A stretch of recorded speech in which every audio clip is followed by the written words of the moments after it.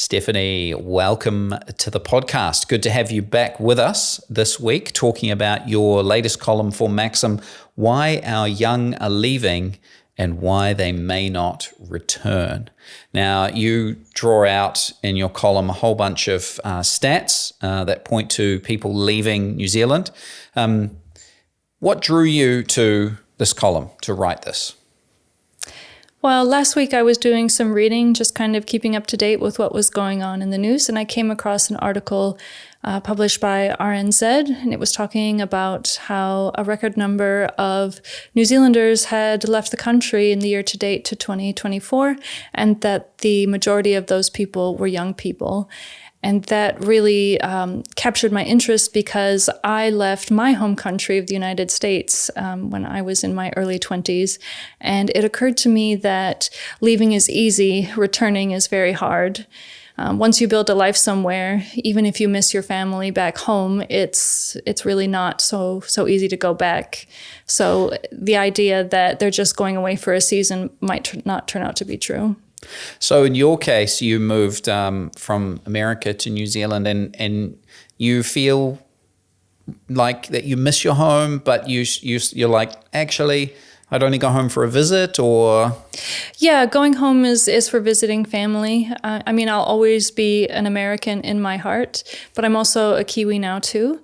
And I've built a life here, and I don't want to start over back in the States. So I didn't realize that was the decision that I made when I moved here. I thought I'll be here for a few years, but I can always go home.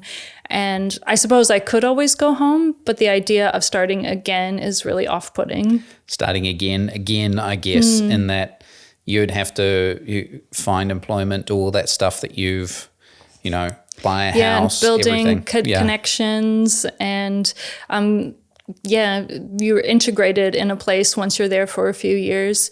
I think in the case of the young people leaving to go to Australia, where wages are better, it's very hard to return somewhere if you think you're going to have to live on less as well. Yeah, you get used to living a certain way, a certain standard, and then you. Yeah.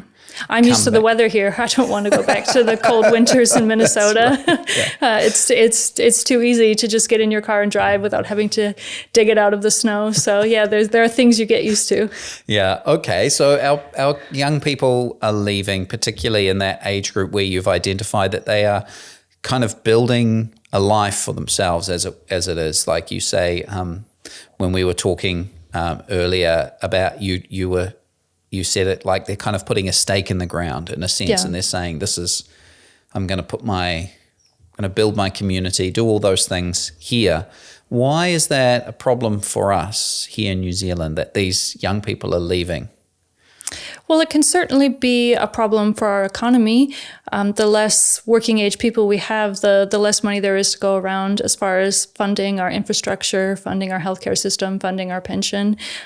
We need young people who want to live here and want to build a life here.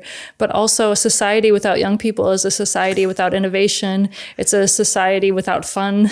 So we need them for social reasons as well.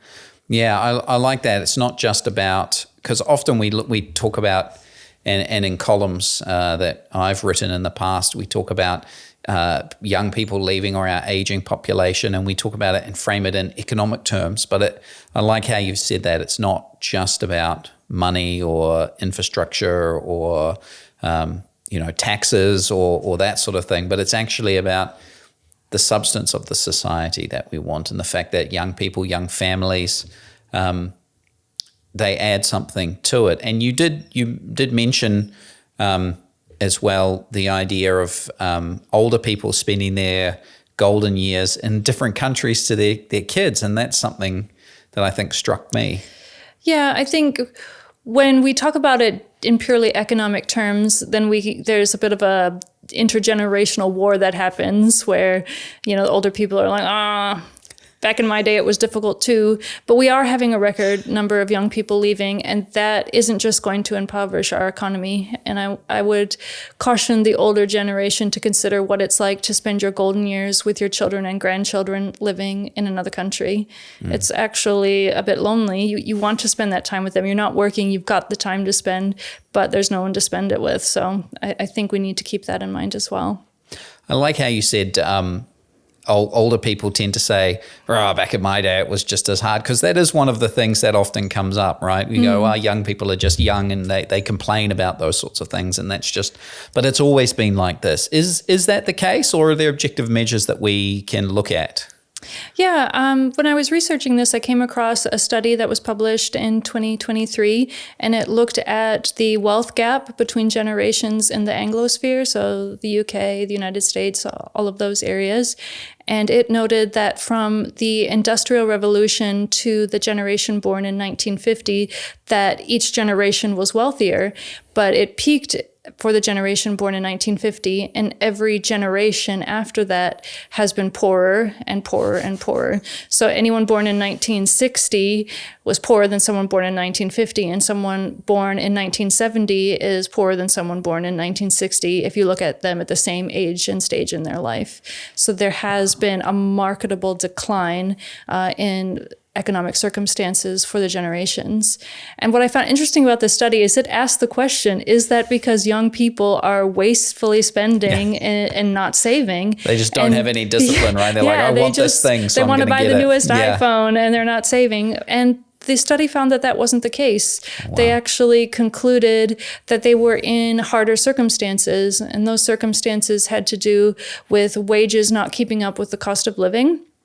And even more so, that investments costed more in comparison to incomes, most notably housing.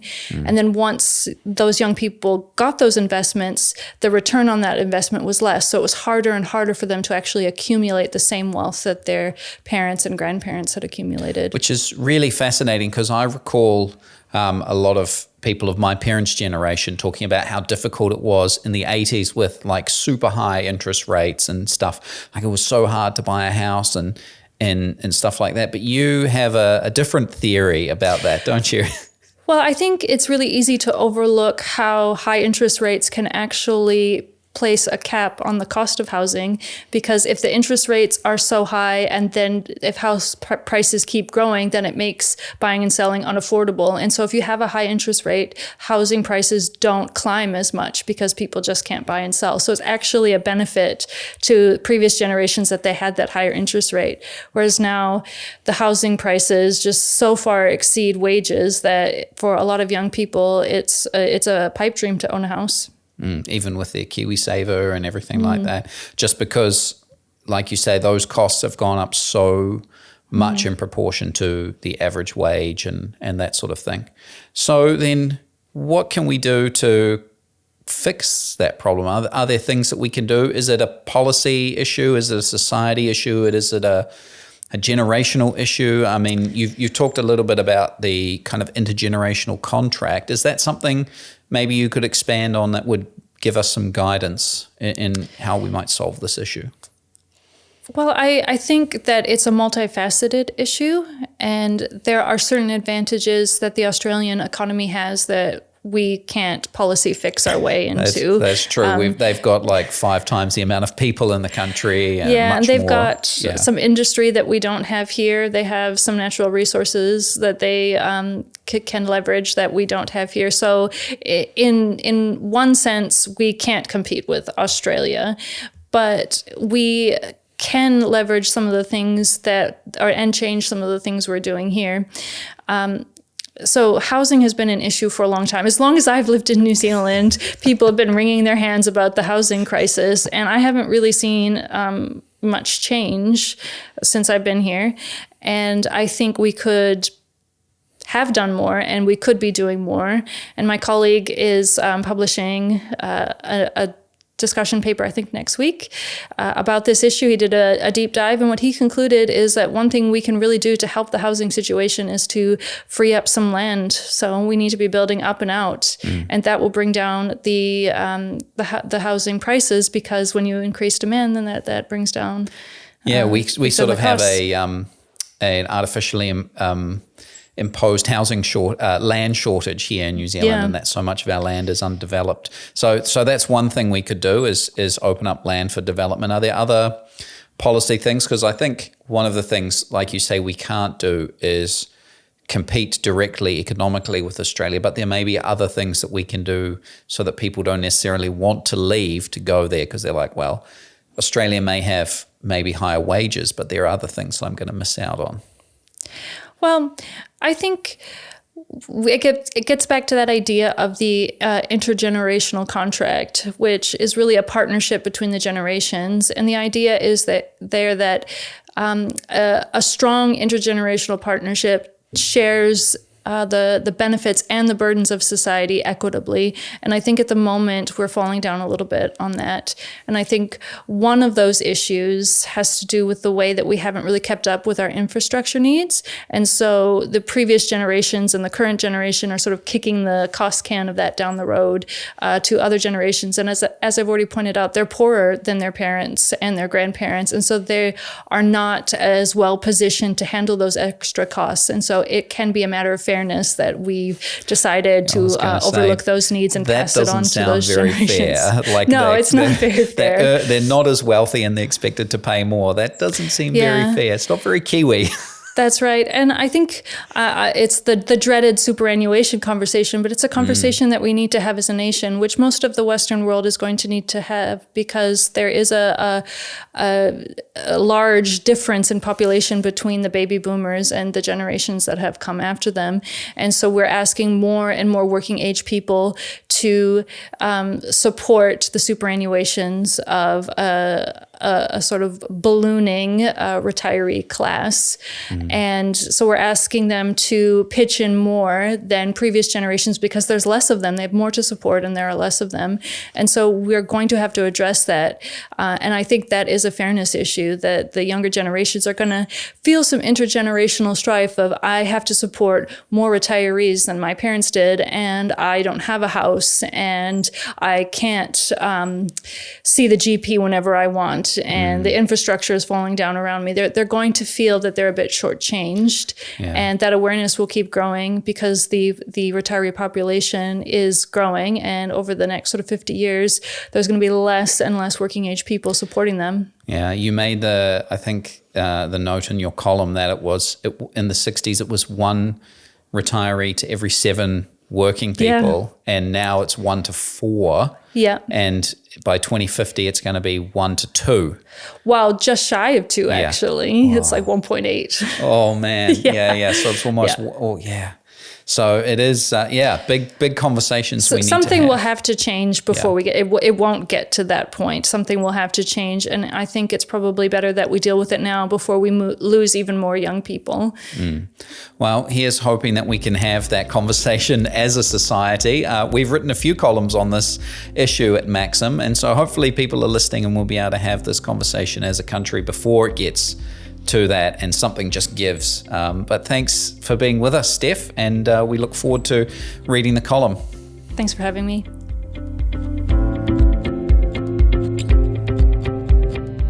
Older generations love to complain that young people are lazy or entitled. Younger people argue that life is more challenging now than it's ever been. What's certain is that New Zealand is losing young people in record numbers. More 25 to 34-year-olds are voting with their feet by heading overseas for better opportunities. We need to ask, have we broken an intergenerational contract, leaving the future of our nation shortchanged? Many have shipped off to Australia. It makes sense. We're in a cost of living crisis, and wages are often significantly better there. The cost of living is often lower too. While their reasons for leaving are understandable, there's a very strong argument that we haven't done enough to make New Zealand a place worth staying in. Starting a family and building a life in New Zealand is challenging. Stagnant wages and the rising cost of living make it difficult for young people to save money, invest in their futures, or even cover day-to-day expenses. Essentials such as utilities, groceries, and transportation have become increasingly expensive, stretching household budgets thin. The healthcare system is under pressure, struggling to keep up with the demand for services, which often results in long wait times and limited access to care. Compounding these issues is the housing crisis. The limited availability of affordable houses makes it difficult for young people to get a foot in the door. We have been wringing our hands about this problem for over a decade, but have failed to solve it. Some of these challenges are simply the luck of the draw. None of us gets to choose the time or circumstances into which we are born, and we must play the hand we are dealt. However, not all of the challenges facing young people today are due to uncontrollable forces. Some stem from mismanagement. We have failed to keep up with our infrastructure needs, for example, kicking the can down the road for other generations to pay. New Zealand's aging population puts added pressure on young workers. In the 1960s, the ratio of workers to retirees was high, with 7 working-age Kiwis for every retiree. However, this ratio has dramatically decreased. Today, that number has dropped to 4, and within 50 years, it's expected to fall to just shy of 2. On top of supporting more retirees than ever, today's workers also contribute to the NZSF, which means they are partially funding their own future pensions, a burden other generations have not had to bear. The exodus of our young is a clear signal that the intergenerational contract is under strain. To safeguard the nation's future, policymakers must act now. By focusing on affordable housing, fixing our infrastructure, and rethinking superannuation, we can create a society where all its members can thrive. We must ensure that future generations are not shortchanged and that they inherit a society as good as, if not better, than the one we received. Our viability as a nation depends on it.